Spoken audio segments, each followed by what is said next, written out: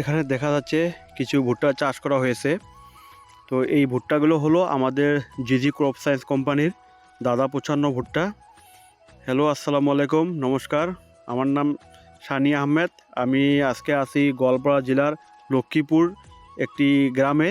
তো গ্রামটার নাম হলো কুশাকাঠি। তো এখানে দেখতে পাচ্ছেন যে কিছু ভুট্টা গাছ রয়েছে। তো এই ভুট্টা গাছগুলো হলো আমাদের কোম্পানির দাদা 55 ভ্যারাইটি ভুট্টা। তো যিনি ভুট্টা চাষ করেছেন আমি তার বাড়িতে গিয়েছিলাম, তো তাকে লগ পাই নাই। তো আমি আপনাকে কিছু বলতে চাই। দেখেন ভুট্টা গাছগুলো কি সুন্দর হয়েছে। এখানে একটা বীজও মার যায় নাই। তো ভুট্টা লাগানোর সময় একটা বস্তু ধ্যান রাখবেন যে ভুট্টার সারিটা আছে, এক সারি থেকে আরেক সারি ডিস্টেন্সটা একদম মেনটেন করে দিবেন, যেটা 18 ইঞ্চি হয়। বেশি ঘন করবেন না, বেশি পাতল করবেন না। এখানে দেখতে পাচ্ছেন ভুট্টার সারিগুলো কি সুন্দর দেখা যাচ্ছে। গাছগুলো খুব ভালো হয়েছে।